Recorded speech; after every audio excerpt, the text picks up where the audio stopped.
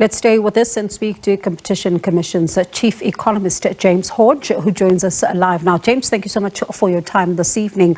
Let's start with, comparatively speaking, and it's something that you've done in your report. How would you say producers and retailers are doing when comparing to the global producers and retailers? Well, we've only had a snapshot at the global retailers because of reports in the UK, Ireland and Canada. And they're reporting net margins after all your costs of 2-3%. We're sitting at an average across our retailers of 5-6%, so more than double that. And whereas in the UK, that has declined over the last few years as there's been pressure from discounters, in South Africa, they've actually increased over this period.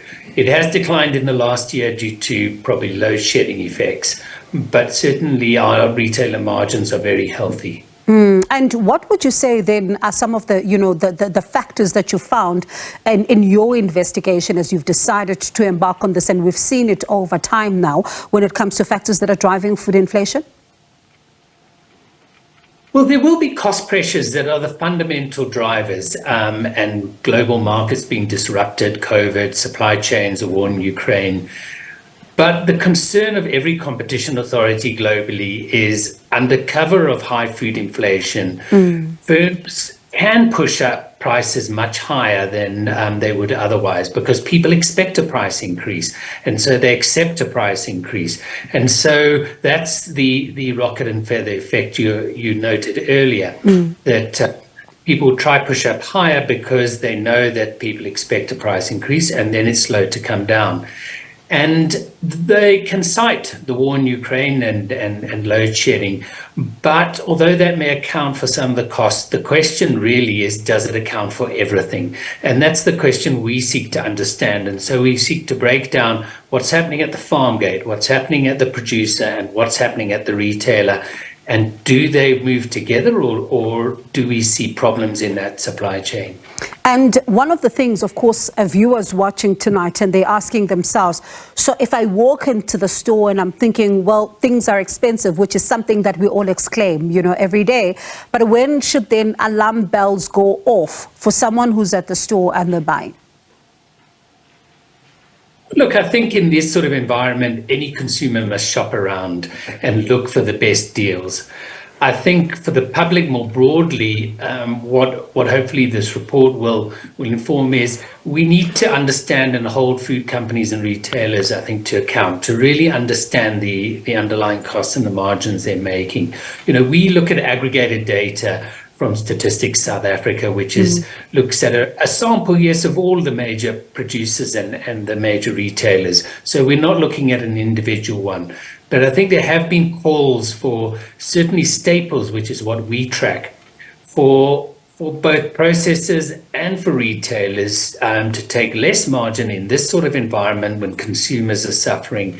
And we're not seeing that necessarily in the numbers. What we have observed through this period is at the farm gate, prices have come down across bread, maize, milk, cooking oil, beef, that we have seen in this report. But it's either the producer or the retailer that is not passing on most of those gains. And some of the drops are big. In maize, it's almost 25% this year. In beef, it's 20% over the last year, and bread was 10% just in the first quarter alone. And are they saying, did you have a chance to speak to them? Are they saying why this is? So for this research project, we have engaged through all of them with retailers and with food processors. And the normal pushback is that we have load shedding, we have these global markets. But as I said, if you look at the food company results, poultry, they seem to be suffering under load shedding. But the baking and milling companies are saying this is not a big impact on their business. In fact, retailers do have a very big diesel bill trying to keep those retail stores open. But they've passed all of that on to consumers in the sense that margins have not been declining over time if you look at their overall results. And as I said before, they're healthy compared to the global average. I think it is about a fair deal across the whole value chain, from the farmer to the consumer. We're all suffering, and we must all take some pain. And consumers are watching us tonight as we have this conversation and asking themselves what happens now in terms of accountability with all this information that you've been able to collate. How then do you move forward with this? Because I'm sure they're hoping to see some kind of accountability in that regard.